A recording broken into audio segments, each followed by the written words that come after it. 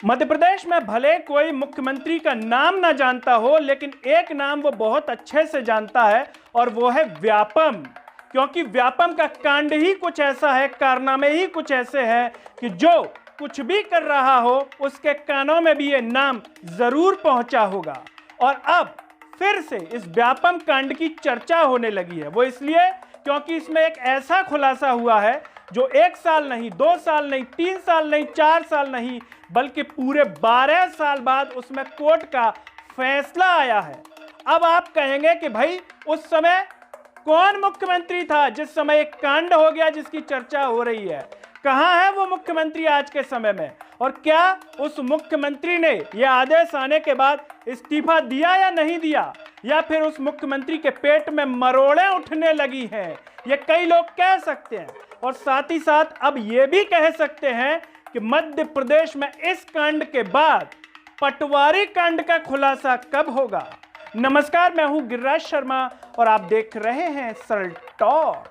दोस्तों, हम बात कर रहे हैं मध्य प्रदेश में 2012 के भीतर परिवहन आरक्षक भर्ती परीक्षा की, जिसमें सुप्रीम कोर्ट का एक आदेश आया है और आदेश में साफ तौर पर कहा गया है कि 45 आरक्षकों की भर्ती को निरस्त किया जाएगा। सुप्रीम कोर्ट के निर्देशों के पालन में मध्य प्रदेश सरकार आगे बढ़ गई है। 45 परिवहन आरक्षकों की नियुक्ति 12 सालों बाद निरस्त कराई गई है। अब आप कहेंगे कि आखिर ऐसा क्यों हो रहा है? क्या इन्होंने मेहनत नहीं की थी या फिर कुछ गड़बड़ हो गई थी? गड़बड़ यह हो गई थी कि महिलाओं के पदों पर पुरुषों को भर्ती कर दिया गया था। इसको लेकर के बाकायदा एक महिला जो अभ्यर्थी थी, उन्होंने इसकी शिकायत भी की थी, केस भी लगाया था। लंबे समय तक एक केस चला है और सुप्रीम कोर्ट का आदेश आ गया है जिसमें कहा गया है कि परिवहन आरक्षक भर्ती के इन 45 आरक्षकों को भर्ती को निरस्त किया जाता है। मध्य प्रदेश सरकार ने सुप्रीम कोर्ट के आदेश पर अब फैसला दे दिया है। ये भर्ती शुरुआत से ही सवालों के घेरे में थी और इसको लेकर के उस समय के जो पूर्व केंद्रीय मंत्री थे कांग्रेस के अरुण यादव और बाकायदा के मिश्रा जी जो कांग्रेस के, उन्होंने इसको लेकर के सवाल भी उठाया। लेकिन आप आश्चर्य की बात देखिए, मध्य प्रदेश की उस समय की सरकार का आप वो देखिए अंदर का कितना बड़ा झूठ बोलती है। सरकार ये बोलती रही कि कोई फर्जीवाड़ा नहीं हुआ, कुछ गलत नहीं हुआ, लेकिन सुप्रीम कोर्ट ने अब डंडा चला दिया तो अब यह भर्ती निरस्त की जा रही है 45 आरक्षकों की।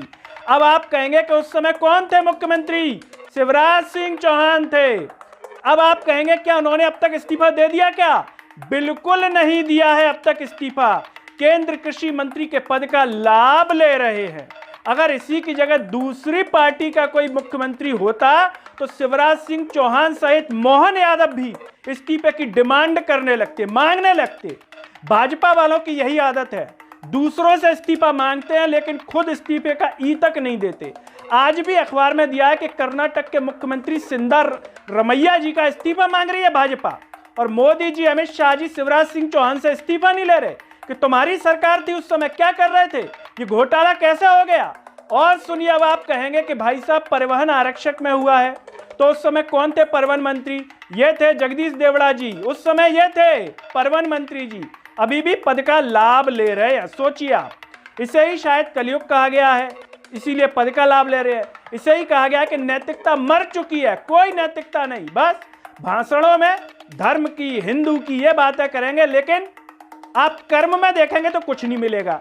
अभी कह रहे हैं कि बड़े बड़े हम हर शहर में ये बनाएंगे वो बनाएंगे, लेकिन कर्म में नहीं मिलेगा।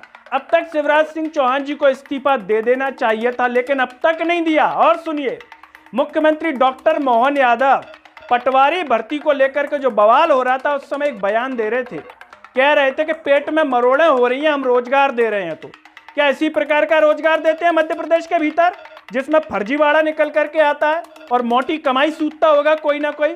सबसे पहले मोहन यादव का वो बयान सुन लीजिए आप। कई लोग तो आपको रोजगार से लगते देख ही नहीं रहे थे, ऐसे कई के पेट में मरोड़े छूटे हैं। लेकिन चिंता मत करो, लगभग 9,000 लोगों को तो हमने आज रोजगार दिया है और आने वाले अगले हफ्ते के अंदर 15,000 बेरोजगारों को फिर नियुक्ति प्रमाण पत्र देने वाले हैं। ये हमारी सरकार है। आपने मोहन यादव का वो बयान भी सुन लिया। अब सवाल यह आता है मोहन यादव जी कि शिवराज सिंह चौहान और जगदीश देवड़ा जी के पेट में मरोड़ हो रही है क्या इस्तीफा देने में? आप मरोड़ की बातें करते हैं तो इनसे भी पूछ लीजिएगा, आपसे तो मिलते ही रहते होंगे कि शिवराज भाई साहब पेट में मरोड़ हो रही है, कुछ और हो रहा है। इसके साथ ही साथ दोस्तों, अब कई लोगों के मन में सवाल आ रहा होगा कि 12 साल बाद जैसे परिवहन कांड का खुलासा हुआ है, क्या कितने साल बाद पटवारी कांड का भी खुलासा हो सकता है क्या, जिसमें अब तक जांच रिपोर्ट लोगों के सामने नहीं है। लोग इंतजार कर रहे हैं कि हमें जांच रिपोर्ट दिखा दीजिए, लेकिन जांच रिपोर्ट नहीं है और मुख्यमंत्री डॉक्टर मोहन यादव लल्लन टॉप को कहते हैं कि घर घर जाके दिखाऊंगा क्या, पब्लिक डोमेन में कोई भी देख ले। पटवारी भर्ती को लेकर भी मुख्यमंत्री जी दोनों तरह की बात हुई। विपक्षी कह रहे हैं कि अगर जांच की है तो जांच की रिपोर्ट को पब्लिक तो कर दिया जाए कि उसमें निकला क्या। अब किसी को घर घर तो जाके दिखाएंगे नहीं ना, मीडिया को उपलब्ध कराई गई वो। लेकिन लोग आरटीआई लगाते हैं तो सूचना नहीं दी जाती है। इससे आप अंदाजा लगा सकते हैं कि कितने बड़े झूठे हैं।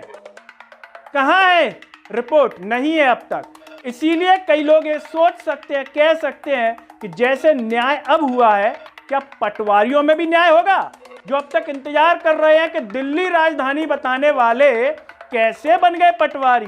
दोस्तों, इस मुद्दे पर आप क्या सोचते हैं?